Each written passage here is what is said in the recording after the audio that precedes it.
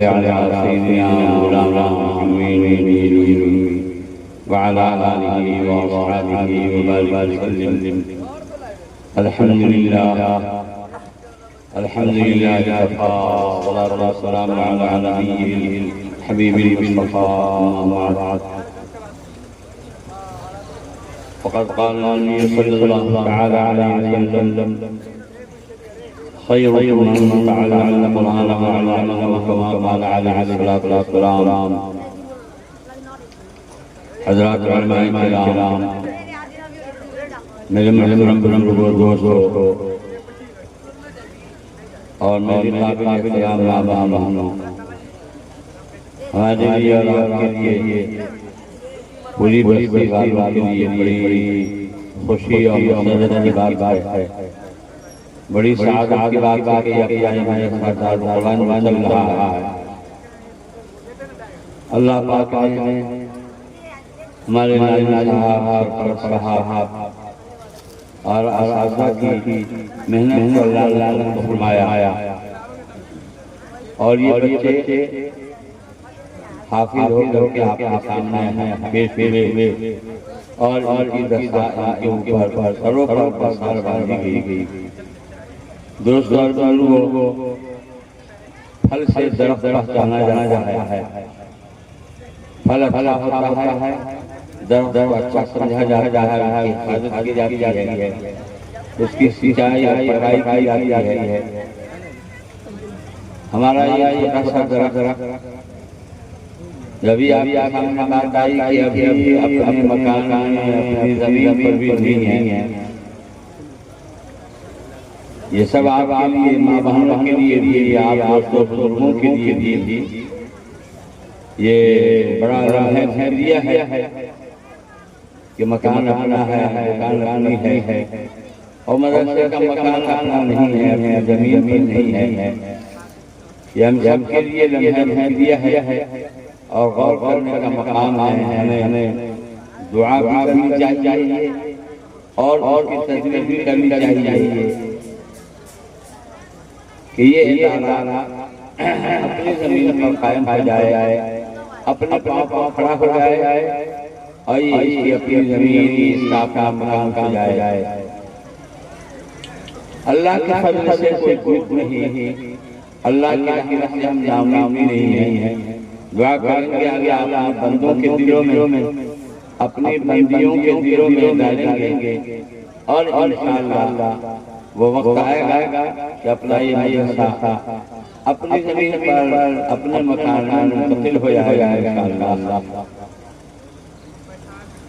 اللہ کے محبوب حضور صلی اللہ علیہ وسلم نے ساتھ فرمایا: تم میں سب سے بہتر آدمی ہے وہ قرآن پاک پڑھے اور پڑھاوے، سیکھے اور سکھلائے. سب سے بہتر آدمی میں کہتا ہوں کہ میں پوری دنیا میں آتا ہوں. جی وزیر اعظم سے لے کر کے چپراسی تک اور ساری انسانیت کو خاطب ہے، تم سب سے بہتر وہ ہے جو قرآن پاک پڑھتا ہے، پڑھاتا ہے. ہمارے پڑھنے والے بچے اور ہمارے پڑھانے والے استاد سب میں بہتر ہے، اور سب میں خیر اور بہتری ہوئی ہے. اور اس میں اور مشاہد یہ کہ آپ کی اولاد میں سب سے بڑھیا اولاد ہے جو قرآن پاک پڑھے اور پڑھائے. آپ کے مالوں میں سب سے بڑھیا مال ہے جو قرآن پاک کے پڑھنے اور پڑھانے میں استعمال. آپ کی زمین میں سب سے بڑھیا زمین ہوگی جس زمین کے اوپر قرآن پاک پڑھایا جائے اور پڑھایا جائے. آپ کے وقتوں میں سب سے بڑھیا وقت وہ ہوگا جس وقت آپ قرآن پاک پڑھیں گے اور پڑھائیں گے. خیر جائے گا، بہتری جائے گی، وہ ہر طرف جائے گی، ہر طرف جائے گی. خیر اور بہتری جائے گی، وہ ہر طرف جائے گی. دوستو، دنیا کے لوگ قرآن پاک کے پڑھنے والوں کو اور پڑھنے والے ہمیں بچوں کو کمتر سمجھتے ہیں. یہ ان کے عقل میں نقص ہے. جس کو اللہ فرما میں سب سے بہتر اللہ کے رسول جناب محمد رسول اللہ صلی اللہ علیہ وسلم فرمانے سب سے بہتر اور سمجھے کم کر یہ ہماری اور ان لوگوں کی بیوقوفی اور حماقت ہوگی جو ان کو کم سمجھتے ہیں. لوگ سمجھے مجھے محلوم میں وقار اتر کی، لوگ سمجھے مجھے محلوم میں وقار اتر کی، وہ نہ سمجھیں کہ میری بس کے قابل نہ رہا. لوگ سمجھتے ہیں مرنے کے بعد آپ پورے کی میدان حشر میں جب یہ نوازے جائیں گے تب اشرف کرا جائے گا اور کاٹ کاٹ کے افسوس ہوتے ہوئے رہ جائے گا. یہ سب ٹیچر لوگ یہ جنت اور اس کے باغ و بہار سب کے اکرام یہی لوگ. ہم لکھپتی کروڑپتی اور زمیندار نواب راجا ایسی ہی رہتے. دوستو اور بزرگوں، یہ قرآن پڑھنے والے اور پڑھانے والے کیا مقام ہے ہم تصور نہیں کر سکتے. قرآن کہاں پڑھا جاتا ہے، پڑھایا جاتا ہے، وہ سب سے بڑھیا جگہ ہے. فرشتوں کا نزول سب سے زیادہ وہاں ہوتا ہے، رحمت کا نزول، سکینہ کا نزول ایسے جگہ ہوتا ہے.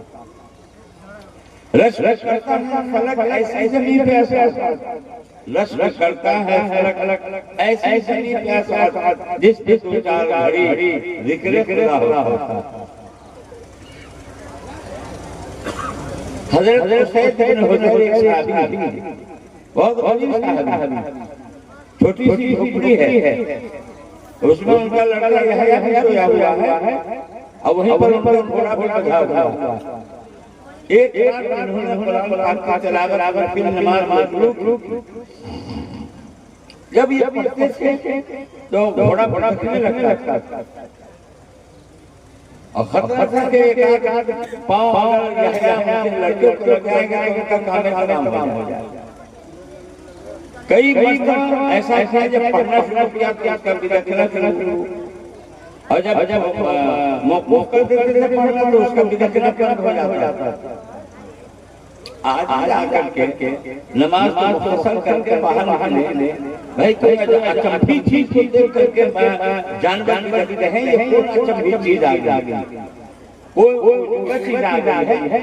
بس اب دعا ہوگی ہے جاننے کا ماہم نہیں بنائی، دعا ہوگی انشاءاللہ. تو باہر نکل کے دیکھا تو ان کی جھوپڑی کے اوپر ایک بادل سا چھایا ہوا ہے اور اس میں عجیب جگمگ روشنی ہے اور وہ بادل اوپر کو آسمان کی طرف اٹھتا ہوا جا رہا ہے. ان کے سمجھ میں نہیں آیا. صبح کی نماز میں آقا مولا حضور صلی اللہ علیہ وسلم کے صدر کے حاضر ہوئے. عرض کیا یا رسول اللہ صلی اللہ علیہ وسلم رات ایک عجیب ماجرا پیش آیا. میں نماز میں نفل نماز میں قرآن پڑھ رہا تھا، جیسے میں پڑھتا تھا تو گھوڑا بھٹکنے لگتا تھا اور قرآن پاک محفوظ کر دیتا تھا تو گھوڑا کتنا بھٹک جاتا تھا. آگے آ کر میں نے نماز کو مختصر کیا، باہر نکل کے دیکھا تو کوئی چیز نہیں نظر آئی. اوپر دیکھا تو ایک بادل سا چھایا ہوا ہے اور اس میں عجیب و غریب روشنی جگمگ کر رہی ہے اور وہ آسمان کی طرف اٹھتی ہوئی جا رہی ہے. اللہ کے محبوب حضور صلی اللہ علیہ وسلم نے ارشاد فرمایا وسید قرآن پڑھو، خوب پڑھو. ارے وہ فرشتے تھے جو قرآن پاک کی تلاوت پر اترے تھے.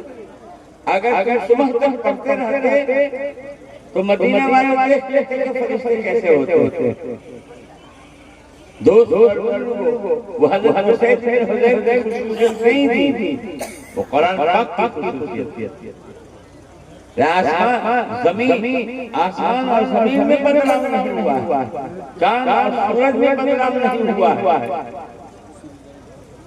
اور یہ سمجھیے کہ قرآن پاک کا بدلاؤ نہیں ہے، قرآن پاک من وعن وحی ہے جو آقا و مولا حضور صلی اللہ علیہ وسلم کے قلب اطہر کو اترا، اسی فیضان کے ساتھ اور اسی روحانیت کے ساتھ، اسی نورانیت کے ساتھ آج بھی یہ قرآن موجود ہے۔ یہ الگ بات ہے کہ ہمارے عرب کا قلوب مجلہ مصفحہ نہیں ہے، اس لیے اس کا عکس دل کے اوپر نہیں پڑتا۔ آئینہ جب صاف شفاف ہوتا ہے تو سامنے کی چیز کا عکس میں آتا، اور آئینہ جب گندا ہوتا ہے تو سامنے کی چیز اس میں نظر نہیں آتی۔ دوستو اور بزرگو، یہ ہے قرآن پاک کی عظمت، یہ ہے اس کا فیضان، یہ ہے اس کی نورانیت۔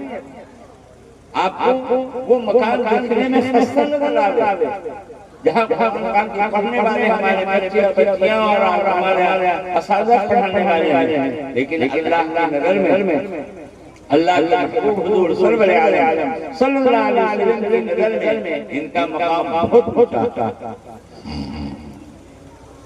دہلی میں حضرت شاہ الحق محدث دہلوی رحمۃ اللہ علیہ جہاں حدیث پاک کا درس دیتے تھے، بخاری شریف کی طرف پڑھتے تھے، ان کے وفات کے بعد جب یہ زمانہ گزرا وہ کھنڈر بن گیا۔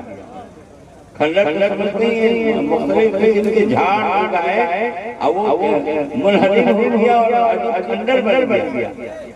ایک بزرگ وہاں سے گزر رہے تھے تو تھوڑے کھڑے ہو کے زمین سے آسمان تک دیکھتے رہے، لوگوں سے پوچھا ارے جو کھنڈر نظر آ رہا ہے یہ کیا چیز ہے؟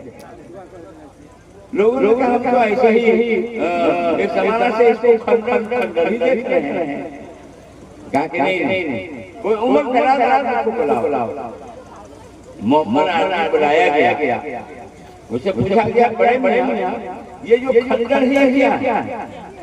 بڑے میاں نے کہا کہ ہم لوگ بچپن میں سنتے تھے کہ یہ کھنڈر وہی جگہ ہے جہاں حضرت شیخ الحق محدث دہلوی رحمۃ اللہ علیہ حدیث پاک کا درس دیتے تھے۔ بزرگوں نے کہا جب ہی تمہیں دیکھ رہا ہوں، ایک نور کی زنجیر ہے جو اس کھنڈر سے، نور کا ایک سلسلہ ہے جو اس کھنڈر سے نکل کر کے آسمان کی طرف، آسمان سے زمین کی طرف آ رہا ہے، جا رہا ہے، ایک زنجیر نمائی روشنی۔ جہاں حدیث پاک کا درس ہو، اس طرح کی نورانیت اور اس طرح کے انوارات کا یہ ناچ گانے کی محفل میں کوئی نہیں سنتا، ناچ گانے کی محفل میں کسی کو بھی نہیں آتی، نہیں آتی۔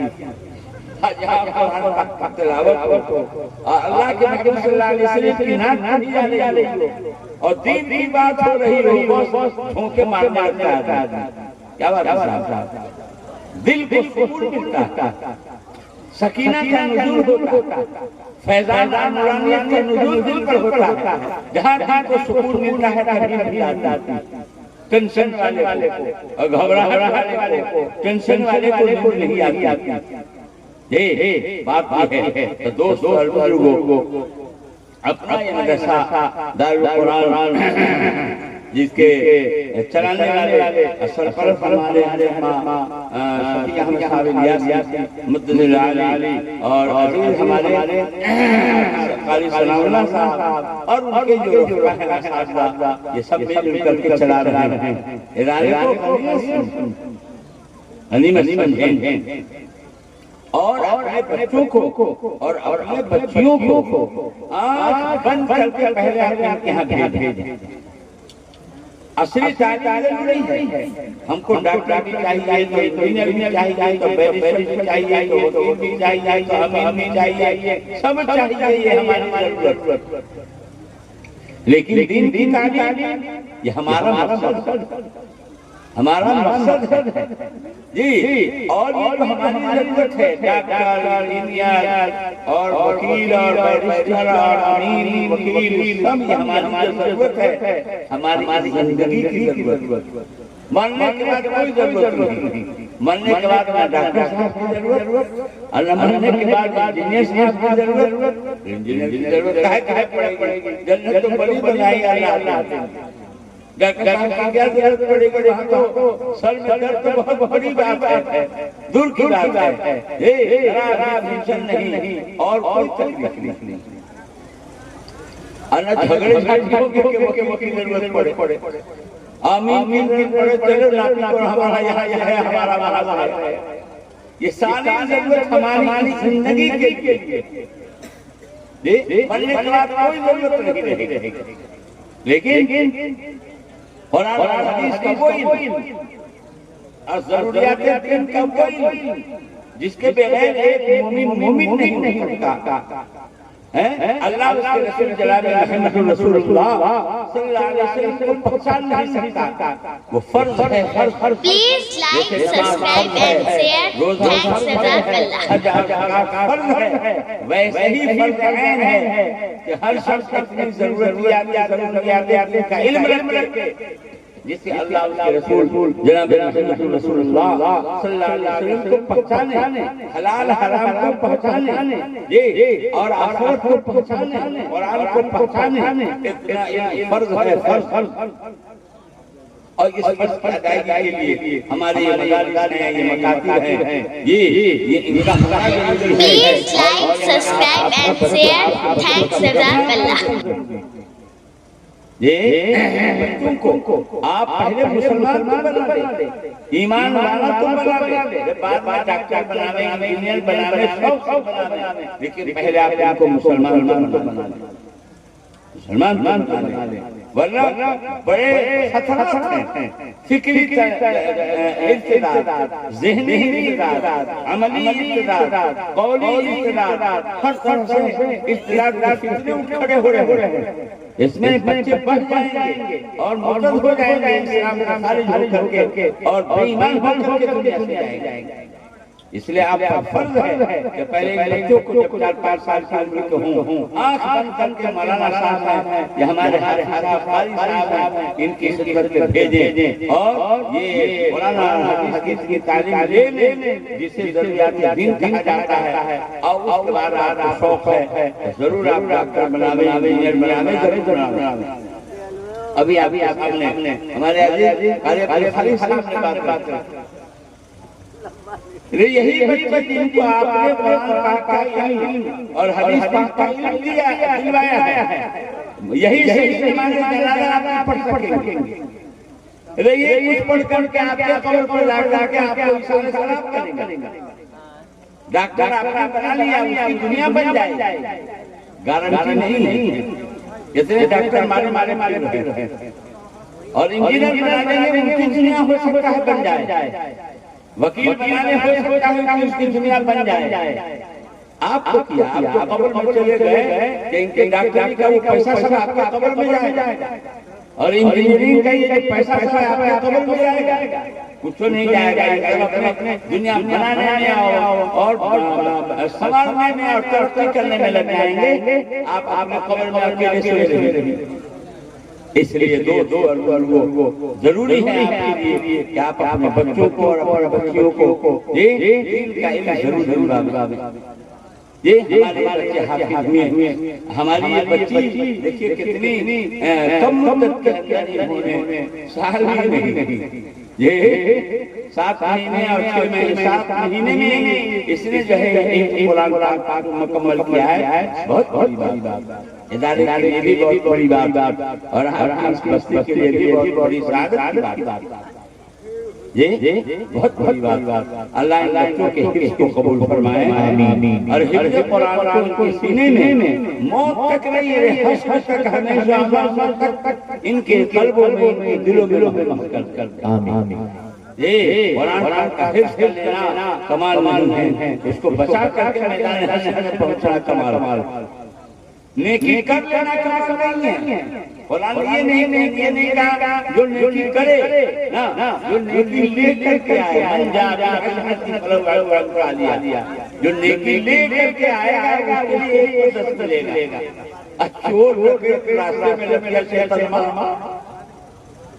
چورا لیا، ختم کر دیا، کچھ نہیں، اسی طریقے سے حفظ قرآن پر جو بشارت ہے اور سعادت ہے اور خوشخبری ہے، یہ سب Please like, subscribe and share.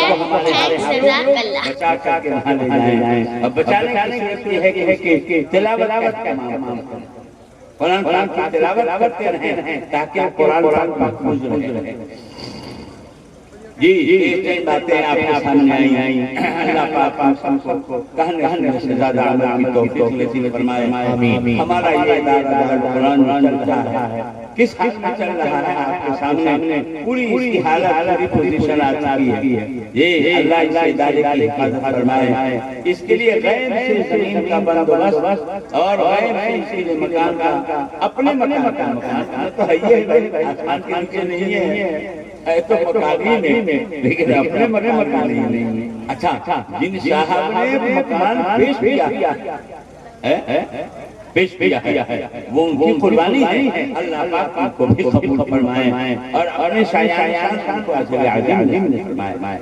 اللهم صل على سيدنا مولانا سبھی حضرات وعلى آله وأصحابه وسلم.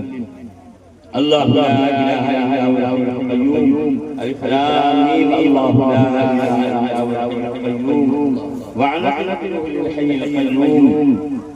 يا أحد الصمد الذي لم يلد ولم يكن له كفوا أحد.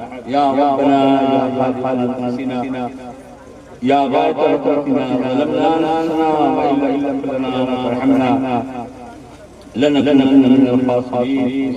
اللهم ربنا آتنا في الدنيا حسنة وفي الآخرة حسنة وقنا عذاب النار. اللهم اهدنا إليك الإيمان وزينه في قلوبنا وكره إلينا الكفر والفسوق والعصيان. اللهم اجعلنا من الراشدين. اللهم توفنا مسلمين وأحينا مسلمين وألحقنا بالصالحين غير خزايا ولا مؤمنين. اللهم إنا نسألك علما نافعا وعملا متقبلا ورزقا طيبا واسعا وشفاء من كل داء. اللهم إنا نسألك رضاك والجنة ونعوذ بك من سخطك والنار. اے اللہ ہم سب کے گناہوں کو معاف فرما، چھوٹے بڑے سارے گناہوں سے درگزر فرما. اے اللہ ہم سب کے والدین کی مغفرت فرما، ہمارے اساتذہ مشائخ کی مغفرت فرما، ہمارے تمام صحابہ اقربا کی مغفرت فرما، تمام مومنین تمام مومنات پوری امت کی مغفرت فرما. اے اللہ ہم حال پر رحم فرما، پورے عالم کے تمام مسلمانوں کی جان مال دین کی حفاظت فرما. تمام مدارس، تمام مساجد، تمام مکاتب، تمام ممالک اسلامیہ، تمام خانقاہ، تمام معابد، اللہ سب کی حفاظت فرما. حرمین شریفین کی حفاظت فرما، بیت المقدس کی حفاظت فرما. اللہ قرآن کی حفاظت فرما. اللہ اس کی حفاظت اور اشاعت کے لیے ہماری جانوں کو، مالوں کو، نسلوں کو قبول فرما. اللہ اس کو بے حد قبول فرما. جن بھائیوں نے اس میں تعاون دیا ہے، لگایا ہے، محنت کی ہے، اللہ سب کو اپنے شایان اجر عظیم نصیب فرما.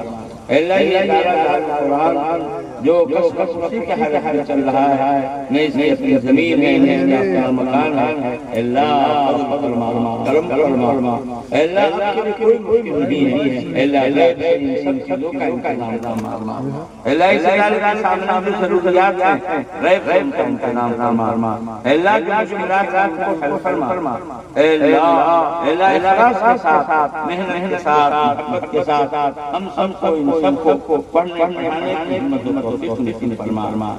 اللہ ہمارے جو بچے حافظ میں ہیں، اللہ بچی جو حافظ ہوئی ہے، اللہ ان کے حفظ کو قبول فرما. اللہ ان کے قرآن کو خود ان کے حق میں، ان کے ماں باپ کے حق میں، ان کے خاندان کے حق میں، اس ادارہ کے حق میں، ان کے اساتذہ کے حق میں، اللہ ہر سے خیر کا، رحمت کا، برکت کا ذریعہ بنا. اے اللہ ہم میں سے ہر ایک کو اے اللہ اپنے اولاد کو حافظ بنانے کی فکر نصیب فرما، ہمت اور توفیق نصیب فرما.